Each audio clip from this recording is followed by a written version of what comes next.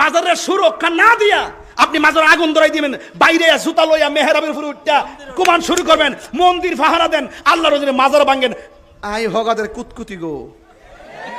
আল্লাহর ওলির কবরকে কেন্দ্র করে কেউ যদি শিরিক করে, কেউ যদি বেদাত করে, কেউ যদি আল্লাহর ওলির কবরকে কেন্দ্র করে মেলা বসায়, এই শিরকের বিরুদ্ধে আমরা, এই বেদাতের বিরুদ্ধে আমরা, এই মেলার বিরুদ্ধে আমরা, এই গাঁজা সেবনের আসরের বিরুদ্ধে আমরা আগেও ছিলাম, এখনো আছি, ভবিষ্যতেও আমাদের অবস্থান পরিষ্কার। শিরিক, বেদাত, কুফর, গাঁজা ইত্যাদির বিরুদ্ধে আমাদের অবস্থান সবসময় পরিষ্কার থাকবে। যদি কোনো উরুসের মধ্যে গাঞ্জা খা, ইডির ধরে গাছ বান্ধা রাখুন। যদি কোনো মাজার মধ্যে বাবাই আবার ট্যাবলেট খা, গাছ বান্ধা রাখুন। মাজার মধ্যে যায় যদি কেউ সেজদা দেয়, গাছ বান্ধা রাখুন। মাজার যায় শরীর বহির্ভূত কোনো কাজ করে, আর মেলা জমায় নারী পুরুষের অবাধ বিচরণ করে, ওকে দুজনের গাছ বান্ধা রাখুন। আইন আমরা সবাই মিললাম মাজারটার সুরক্ষা দেই। ওলি আল্লাহরে শুধুমাত্র আমরা ভালোবাসে না, হিন্দুরা পর্যন্ত ওলি আল্লাহরে সম্মান করে। আমরা দেশে বহুত হিন্দুরা যাই দেখেন খাজা করিবেন ওদের মাজারে, তারা নিজের সবুজ গিলাপ দিয়া তারা উদ্বোধন করতেছে। এরা কিতাব হয়েছে আমি জানি না, কিন্তু হিন্দুরা ওলি আল্লাহর মাজারে যা। আপনি মুরব্বীরা আপনারা দেখেন না? জানি জানি জানি জানি। তাইলে ওলি আল্লাহর মাজারে যারা আঘাত করতেছেন, সাধারণ পাবলিক, হিন্দু, খ্রিস্টান, বুদ্ধ, সকল ধর্মের সেন্টিমেন্টাল আপনি আঘাত করতেছেন। এই জন্য ওলি আল্লাহর বিরুদ্ধে অবস্থান নিয়ে এই দেশে কখনো শান্তি আসতে পারে না। এই জন্য বলছি উহু উহু যে কইছি, এমনি কইছি না, চিন্তা করে কইছি। আমরা কিচ্ছু করতে না, আল্লাহর পক্ষ থেকে গজব আসবো। বাজান আমার রাগ বেশি, আমার বাইর তো বুঝাইছে চিল্লেন না, আমি আসলে বাদ দালাইছি, আমার খুব সেদ বেশি, আমার খুব খারাপ লাগে বাজান। জান না কেমনে এই দেশে যদি ওলি আল্লাহ না হইতো আমার অবস্থাটা কি তৈলিলে? হ্যাঁ, 360 আউলিয়া কি বংশ লয়ে এসে এই দেশে? বংশ লয়ে এসে এই ভারতীয় উপমহাদেশে ইসলাম আসছে ওলি আল্লাহর মাধ্যমে। তো ওই ওলি আল্লাহর মাজার ভাঙ্গা সমান করে আপনি কইতাছেন শিরিক মুক্ত, বন্ড মুক্ত, শিরিক মুক্ত। মাজার বাংলে শিরিক মুক্ত হয়ে যাবো গা? আপনি মাজার বাংলো কি গাঞ্জা খাওয়া বন্ধ হয়ে যাবো গা? আপনি দেখতেছেন যে ওই মাজারের মধ্যে কেডা লম্বা চুলমুল লাগায় কোনাত গিয়া কিতা খাইতেছে না খাইতেছে ইডি দেখতেছেন। আর বাংলাদেশের ভিতরে যে বহুত এই গডফাদাররা, বাবার ইয়াবার সালান কারবারের যে গডফাদাররা ব্যবসা করতেছে, হিট যাইতেন না, কেসিনোতে যাইতেন না, মদের বারের হেন যাইতেন না, সিনেমা হলে যাইতেন না, কত জায়গা দিয়ে কত সামাজিক কাজ চলতেছে, পতিতালে যাইতেন না, হিডি দিয়ে যান না। ওলি আল্লাহর দিকে এত এত সমস্যা কি লেগা? ও বুঝতে পারছি, ওলি আল্লাহদেরকে আপনারা দুশ্মন মনে হয়। তবে মনে রাখেন, ওলি আল্লাহর বিরুদ্ধে গেলে খোদার গজব আসমান থেকে নামব। শেষ কথা, আখিরি কালাম, শেষ কালাম, এখনো সময় আছে। যতটা মাজার ভাঙছেন সুন্দর করে বানাই দেন, আমরা সহযোগিতা করুন। এবং আজকে থেকে সামনে ওলি আল্লাহর মাজার ভাঙ্গার দুঃসাহস করবেন না। আর প্রত্যেকটা ওলি আল্লাহর দরবারে যে খাদেমরা আছেন, আমি খাদেমদেরকে পরিষ্কার করে বলে দিয়া যাই, আপনারা আগামীকালই কমিটি করুন। মাজার নেশামুক্ত, ইয়াবামুক্ত, অসামাজিক কার্যক্রম মুক্ত আপনি রেড জোন দিয়ে দেন। এই মাজার জিয়ারতের জায়গা, এখানে এটা বন্ডামির জায়গা না। কথা বলেন ঠিক কিনা?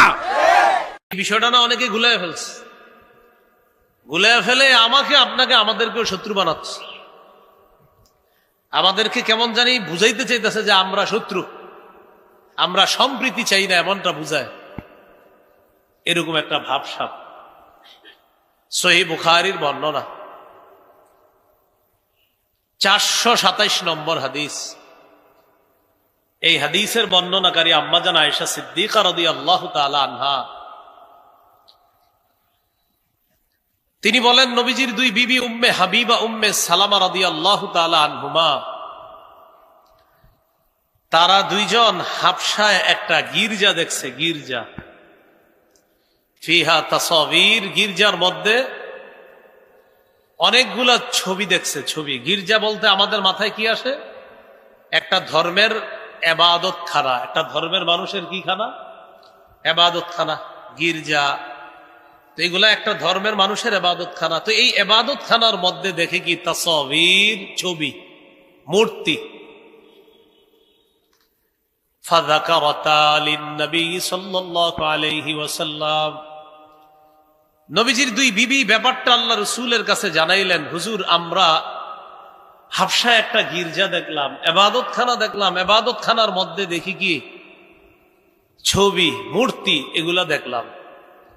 فقال رسول الله صلى الله عليه وسلم إن أولئك إذا كان فيهم الرجل الصالح فمات بنوا على قبره مسجدا। নবীজি বলেন এরা হলো তারা, একদল মানুষ ছিল তাদের মাঝে কোনো ভালো মানুষ যখন মারা যায়, মারা যাওয়ার পর ওই ভালো মানুষটা যেখানে কবর দেয় কবরের উপর তারা একটা সেজদার স্থান বানাইতো, নাউজুবিল্লাহ, যেখানে কবর দিস উপরে একটা সেজদার স্থান বানায়।